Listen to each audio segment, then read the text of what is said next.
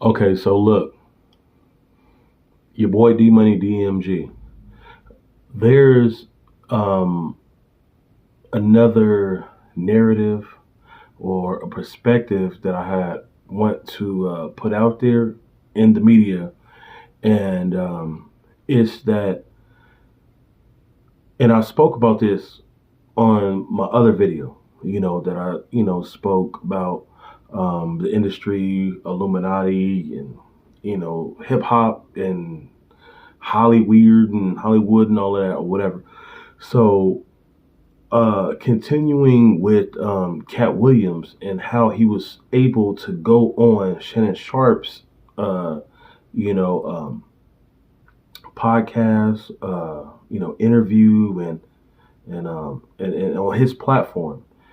And what I didn't expound on so much was the reason why Katt Williams is able to uh, speak so freely about the Illuminati and the industry and Hollywood and whatever ways and forms people want to phrase it on, is because I was directly connected to a woman that was you know someone that was there from day one. And I'm not going to give her name, and I'm not going to explain so much about how I got in contact with her, but this is facts. And if anybody want to do any kind of research on how I know this individual or got in contact with this person and all of that or whatever, but once again, she was an individual that had got him his role, Katt Williams, his role in Friday After Next. So one of the security guards that was a part of Katt Williams' entourage and Suge Knight before he ended up going to jail behind killing and running over, individual and killing them and this and that. And this is the reason why, one of the reasons why he's doing all this time in jail. I end up, trying to hit, my boy up, that I was cool with at that in particular time. And I was, trying to get a hold of him. And when I would hit him up, I would get no reply, no response, or anything in any way, shape, or form. So I'm like, damn, like, well, who else am I able to hit up to be able to get to be able to get in contact with him? And I just couldn't. It was hard to get a hold of him. So then he would hit me up, and he'd be like, "Hey, yo, bro, hey, I lost my phone, or I can't use my phone right now, but hit this individual up, and then you could be able to get a hold of me." And I'm like, okay, like, all right, that's kind of weird. Okay, whatever. So then I would hit that phone number up, that he gave me, which was the woman that got Katt Williams his first role in Friday After Next, and basically she was his mentor, manager, or whatever the case may be or whatnot. You know what I'm saying? So from time to time I would, hit her up, and be like, "Hey, what's good? I'm trying to get a hold of woo woo," and she would be like, "Oh, he's not here right now, and we're, we're doing this, that, and the other." And I'm like, "Okay, cool, whatever." So I'm like, all right, well, tell him, I reached out because I don't have his direct number because he don't have a phone, or, his service is off or whatever and all this stuff. So it's some weird, trying to, get a hold of him. It's like, just impossible type shit. And I'm like, damn, like, what the fuck, bro? Like, how you don't have a direct line and a number? So anyways, so when I end up hitting her up this one in particular time, we was on the phone for at least about like 2 hours, maybe an hour and a half to 2 hours.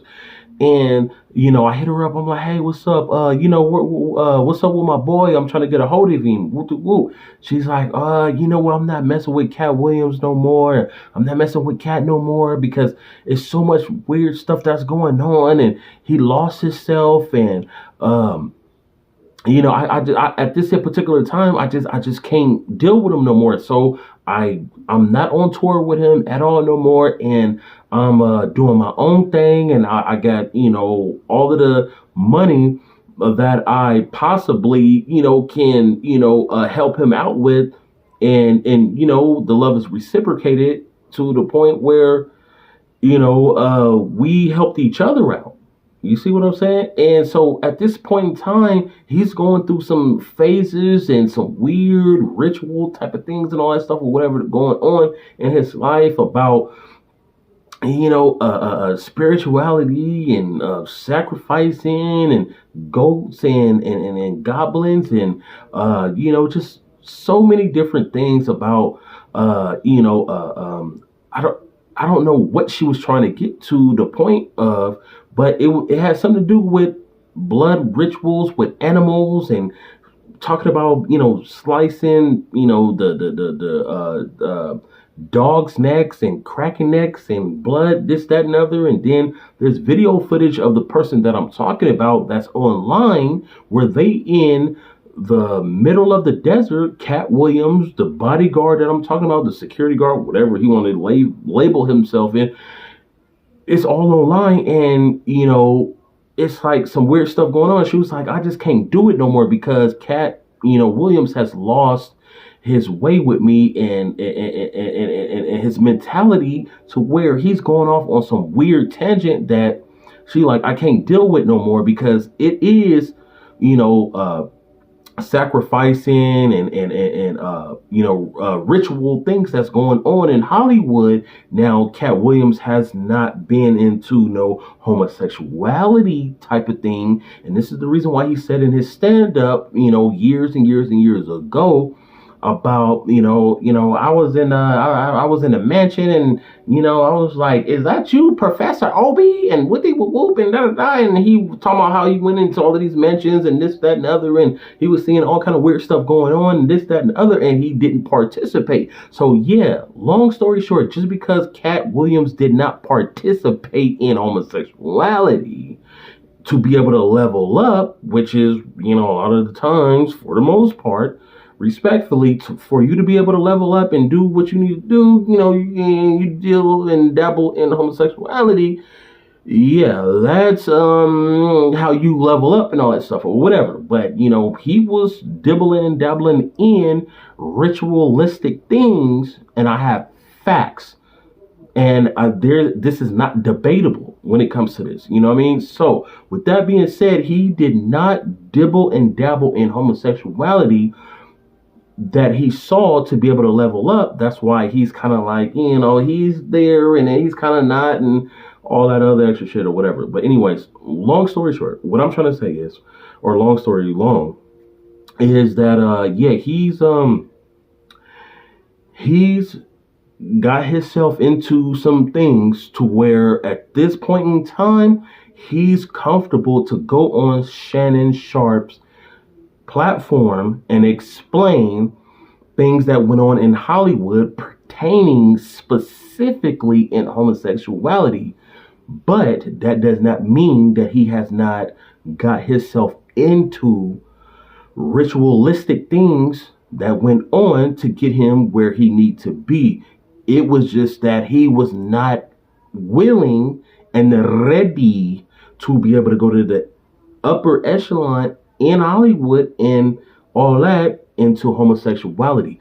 So he cannot go on record with these videos, no matter what platform he go on, and bash people that are in the LGBTQ community and talk bad about them, but just kind of explain how all of this stuff went on when you level up. So this is the reason why Katt Williams is so comfortable explaining on certain platforms, no matter what platform he go on, about how homosexuality and LGBTQ, LGBT, all that, in Hollywood, and gay this and gay that and lesbian this, that, and other. This is the reason why he cannot for the most part try to bash, but kind of explain. This is the reason why people are where they are in their career.